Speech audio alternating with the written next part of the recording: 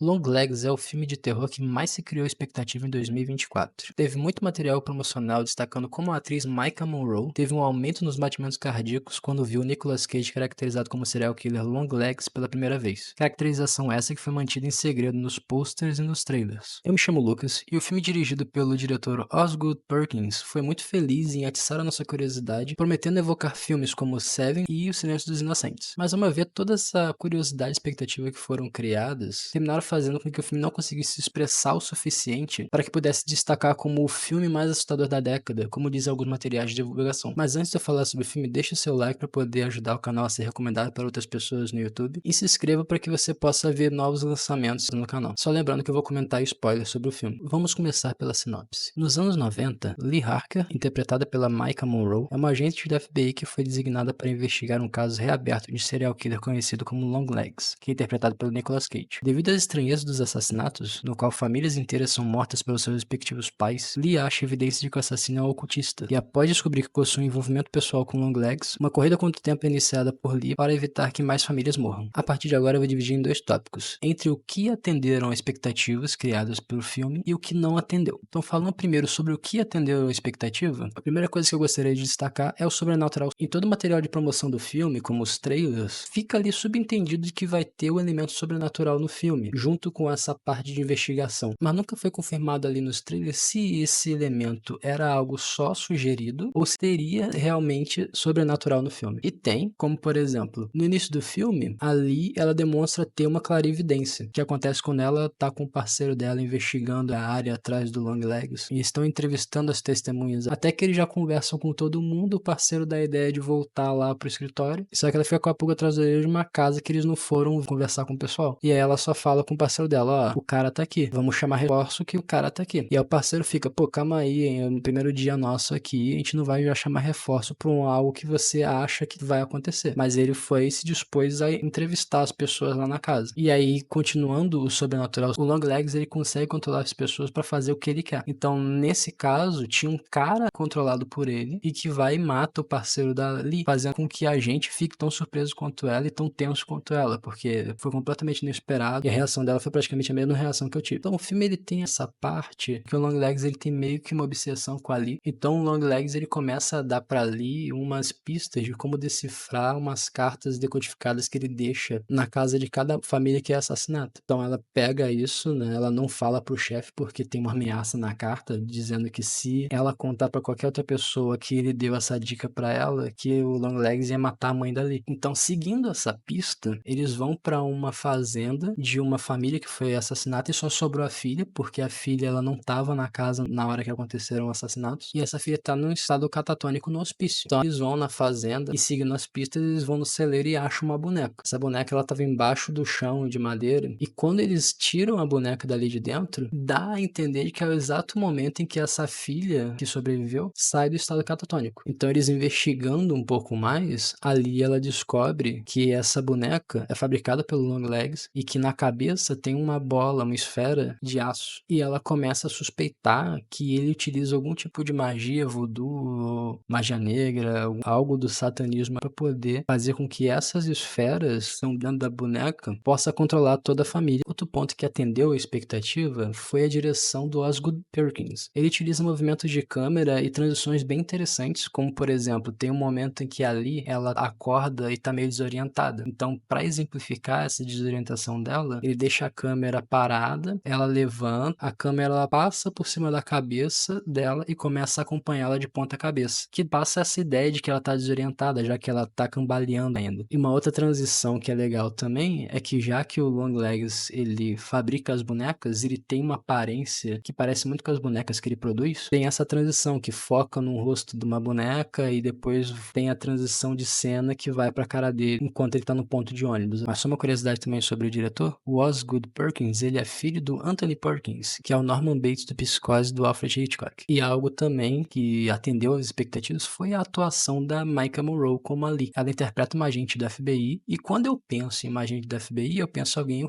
articulado, que consiga falar com testemunhas na hora da investigação. Só que a Lee, ela é completamente o oposto, já que ela é completamente retraída, ela é quase antissocial. Por exemplo, depois de discutirem o caso, ela dá uma carona pro agente Carter pra casa dele. E ele fala pra ela entrar pra conhecer a família. Ela só vira e fala: "Pô, eu preciso ir mesmo? Eu sou obrigada?" Ele fala: "Sim". Falando no agente Carter, a outra coisa também que foi legal é a dinâmica entre a Lee Harker e o agente Carter. Ela lembra bastante a dinâmica da Clarice Sterling e do Jack Crawford lá no Silêncio dos Inocentes, que o Carter ele incentiva a Lee a pesquisar e a fazer a investigação, praticamente servindo como um mentor pra ela, já que a Lee é uma iniciante, né, uma novata ali no FBI, tal qual a Clarice também era lá no Silêncio dos Inocentes. E essa relação tem uma dinâmica que lembra muito o Mulder e a Scully do Arquivo X, já que a Lee tem essa teoria de que o Longlegs utiliza o satanismo, magia negra ou voodoo para controlar as pessoas, mas o Carter acha que é balela, que isso não existe. Agora falando sobre o que não atenderam às expectativas, o desfecho do filme ele fica meio que evidente depois que a Lee visita a mãe dela. Como o agente Carter tá desconfiado de que a Lee tá escondendo alguma coisa, porque ela recebeu aquela carta lá do Longlegs falando pra ela como é que se decifra aquele alfabeto codificado que ele utiliza, ele meio que vai e investiga ali e descobre que a mãe dela deu queixa de um invasor na propriedade quando a Lee tinha 9 anos. Então ele vai e pede pra ela ir e falar com a mãe dela pra ver o que ela deu queixa de alguém invadindo a casa. Então quando ela vai visitar a mãe, a gente vê que a mãe é muito religiosa e que a casa dela, a gente vê que é praticamente como se ela fosse uma acumuladora. Tem muita roupa amontoada, montanhas e montanhas de roupa amontoada pela parede, e a mãe tá sempre perguntando pra Lee se ela continua mantendo as orações dela, porque mantendo as orações que ela vai conseguir se proteger do diabo. É isso que a mãe dela fala. Então, vendo isso tudo acontecendo, a mãe religiosa, a maneira que a mãe se comporta, eu já pensei logo numa hipótese de, pô, já pensou se a mãe tá ligada com o Longlegs? Já pensou se a mãe for um cúmplice do Longlegs, por exemplo? Porque a suspeita de um cúmplice tem ali durante a trama, já que o Longlegs não entra, né? O Longlegs não vai pra casa das pessoas, a suspeita é levantada de que tem alguém ajudando ele, alguém indo na casa das pessoas pra entregar essa boneca, né? Que é algo incomum também das vítimas. Toda família tem uma boneca que tem aparência que lembra a filha mais nova. Então o Longlegs ele é preso depois que a Lee conversa com a mãe e ela descobre que tem um baú, que tem uma foto do Longlegs que ela tirou quando ela era criança. E aí depois que ele é preso, ele vem falando, né, de fato, que ele é meio que um ocultista, que ele adora quem ele chama de o homem lá de baixo, que no inglês é The Man Downstairs. Se a Xuxa fala do homem lá de cima, o Longlegs fala do homem lá de baixo, né? E ali no meio dessa confissão que ele tá falando pra ela de que ele de fato adora o diabo e que ele meio que é o responsável por todos os assassinatos, ele dá uma dica dando a entender de que a mãe tá envolvida. E de fato a mãe tava. O que aconteceu foi que quando a Lee era pequena, a família dela, que é só ela e a mãe, seriam uma das vítimas do Longlegs. Só que a mãe fez um acordo com ele. Falou que, olha, deixa minha filha viva que eu vou te ajudar com isso. Então ele acabou criando uma boneca da Lee e utilizou a magia dele lá para poder fazer com que ela se esquecesse desse encontro. Então a mãe começou a servir de cúmplice, levando as bonecas na casa das vítimas. Ela se passava de freira e falava que teve um sorteio na igreja que a família ganhou aquela boneca. Só que quando a família aceitava, todo mundo ali já caiu sob o controle do Longlegs. Então toda essa parte do cúmplice fica bem evidente a partir do momento em que a mãe aparece. Mas agora falando dele, que tem um nome no título do filme, eu acho que o Longlegs, interpretado pelo Nicolas Cage, é outro elemento que não atendeu às expectativas. A atuação dele, na verdade, eu acho que foi muito caricata em alguns momentos. Não em todos, não tô falando que ela é ruim como um todo, mas tem uns momentos que ele tá meio surtado ali, que ele dá uns gritos, ele canta ao mesmo tempo, e isso me fez lembrar de umas atuações mais caricatas que ele tem, de uns filmes que são memes até.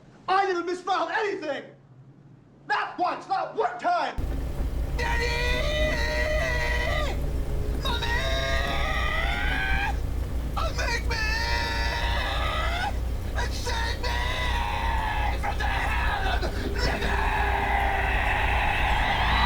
Muita expectativa foi criada em torno do personagem, mas eu acho que a expectativa criada pelo marketing ajudando a criar essa sensação de insatisfação. Porque teve divulgação do marketing dizendo que quando a Maika Monroe encontrou com o Nicolas Cage pela primeira vez, que teve um aumento no batimento cardíaco dela, e também toda a divulgação do filme que não mostrava o rosto dele, só mostrava daqui pra baixo, fez com que a expectativa de que ele fosse alguém imponente, alguém que você olha e sente arrepio só de olhar, fosse criada. Mas ele não é imponente como o John Joe Doe lá do Seven, que é interpretado pelo Kevin Spacey, e também não é imponente como o Hannibal Lecter do Silêncio dos Inocentes, que é interpretado pelo Anthony Hopkins. Ele só é esquisito. Ele mais parece uma senhora muito maquiada, sabe? Que pode ser assustador. Mas a atuação do Cage em certos momentos ali me fizeram lembrar essas atuações canastronas que ele teve durante a carreira dele. E o último ponto que eu acho que não conseguiu suprir as expectativas foi que eu não acho que a trama do filme consiga se destacar a ponto de se tornar uma inspiração para os futuros filmes de terror. Houve toda uma comparação nas divulgações do filme, dizendo ser o melhor filme de terror de serial killer desde O Silêncio dos Inocentes, ou dizendo ser o filme mais assustador da década, que você ficaria incomodado assistindo a Longlegs Vínculo Mortal. Mas a sensação que eu tive foi que já houve outro filme que fez a mesma trama, que tem essa mistura de investigação e sobrenatural, que causa esse desconforto enquanto eu assistindo. E, de fato, enquanto eu assisti o filme, o Longlegs, eu lembrei de A Entidade, o filme de 2012, que é dirigido pelo Scott Derrickson, que tem o Ethan Hawke como ator principal. E parando pra pensar, as duas tramas são similares, assim. Lá na Entidade você tem um escritor que tá investigando vários assassinatos que ocorreram, no quais famílias inteiras eram mortas e só uma das crianças sumiam. E acabava que no final a criança que sumia era responsável por matar a família inteira. Nesse caso é uma investigação no qual famílias inteiras são mortas, mas o responsável é o pai de família, que depois acaba cometendo suicídio também. Então toda essa trama que envolve assassinato de famílias está presente nos dois filmes, com um dos membros sendo responsável pela morte de todo mundo. Mas por mais que eu goste do Scott Derrickson como diretor, eu acho Longlegs melhor dirigido. No final das contas, Longlegs é um bom filme de terror e investigação, com uma boa direção e uma boa atuação por parte da atriz principal, mas sofreu com toda a expectativa que foi criada pela divulgação, nos fazendo pensar que seria um novo expoente do gênero, vindo servir de inspiração para os futuros filmes, quando na verdade ele é só mais um bom filme de terror e investigação. A meu ver, nada que consiga se sobressair muito sobre outros filmes já feitos desse gênero. E é aquela coisa, né? Se mentira tem perna curta, a insatisfação tem perna comprida. Mas e aí? Já assistiu Longlegs? Comenta aqui embaixo o que achou do filme, comenta também se você concorda ou não concorda com os pontos que eu levantei. Não esquece de deixar o like e se inscrever no canal para poder acompanhar os novos vídeos que a gente for lançando aqui. Vou deixar aqui um outro vídeo para você assistir em seguida. É isso, pessoal, e até o próximo vídeo.